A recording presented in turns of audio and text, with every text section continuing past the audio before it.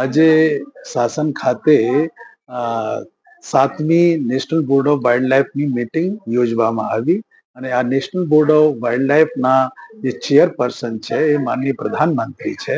તો પહેલી વખતે આ શાસન ખાતે 7મી બેઠકની સાહેબે અધ્યક્ષતા કરવામાં આવેલ અને આ બેઠક દરમિયાન દેશના સ્તરે જુદા જુદા અગત્યના જે પ્રોજેક્ટ ચાલે છે વન્યજીવોના એના ઉપર ચર્ચા કરવામાં આવી, જેમાં ખાસ કરીને project lion, project elephant, project tiger, project dolphin, project snow leopard જેવી આ પ્રોજેક્ટ ઉપર ચર્ચા થઈ અને સાથે સાથે જુનાગઢ ખાતે વાઇલ્ડ લાઈફ રેફરલ સેન્ટર જે તૈયાર કરવામાં આવી રહ્યા છે એની પણ ચર્ચા કરવામાં આવી અને એના ઇનોગ્રેશન પણ કરવામાં આવ્યા અને જે રિવર ડોલ્ફિનના જે અભ્યાસ કરવામાં આવ્યા એની ચોપડીનું માનનીય પ્રધાનમંત્રીના હાથથી રિલીઝ કરવામાં આવ્યા.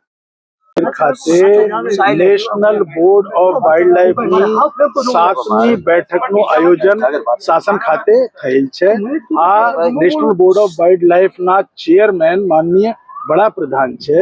તો કાલે માનનીય વડાપ્રધાનની અહીંયા નાઇટ હોલ્ટ હતા શાસન ખાતે, સંસદ ખાતે સવારે સાહેબે સફારી કરી અને આજે સવારે અને નેશનલ બોર્ડ ઓફ વાઇલ્ડ લાઈફની મીટિંગ ચેર. ખાસ મહત્વના જે પ્રોજેક્ટ લોન્ચ કરવામાં આવ્યો છે, આ પ્રોજેક્ટ શું છે સર, શું કહેશો લઈને? આ તો નેશનલ લેવલના જુદા જુદા પ્રોજેક્ટની ચર્ચા થઈ છે, જેમાં આપણે લાયન પ્રોજેક્ટ લાયન છે, પ્રોજેક્ટ એલિફન્ટ છે, પ્રોજેક્ટ ડોલ્ફિન છે, પ્રોજેક્ટ ચીતા છે, પ્રોજેક્ટ લેપર્ડ સ્નો લેપર્ડ છે. એવા આખા દેશના અંદર જે અગત્યની પ્રજાતિઓ છે એને કન્ઝર્વેશન માટે ચર્ચા કરવામાં આવી છે અને જુનાગઢ ખાતે જે આપણા નવા રેફરલ સેન્ટર જે તૈયાર કરવામાં આવશે એની પણ ચર્ચા થઈ. સર, પ્રોજેક્ટ લાયન એશિયાટિક લાયનનું આ હબ છે, તો પ્રોજેક્ટ લાયનને લઈને શું ચર્ચા કરવામાં છે, આગળ વિશેષ શું એમાં પગલાં લેવામાં? પ્રોજેક્ટ લાયન તો અમલમાં છે જ. માનનીય મુખ્ય પ્રધાનમંત્રીએ 15 ઓગસ્ટ 2020માં ડિક્લેર કર્યા હતા, ત્યારથી ચાલે છે અને બહુ સારી રીતે જે આપણે 674 જેટલા લાઈન થઈ ગયા છે.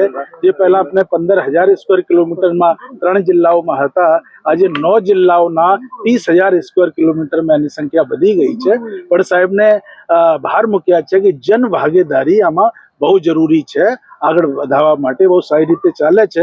હજુ પણ જન ભાગીદારીના સાથે આપણે આગળ વધીએ. ઇકોઝોનને લઈને કઈ વાત ચર્ચા થઈ? ના, નહીં, કોઈ ચર્ચા નહીં. એ તો બોર્ડની મીટિંગે એજન્ડા પ્રમાણે ચર્ચા થઈ છે. સાહેબે સિંહ દર્શન કર્યા, શું કીધું? સિંહ દર્શન બહુ સારી રીતે સાહેબને મળ્યા છે અને સાહેબને બહુ સારી રીતે ચર્ચા કરી છે અને બહુ ખુશ છે સાહેબ.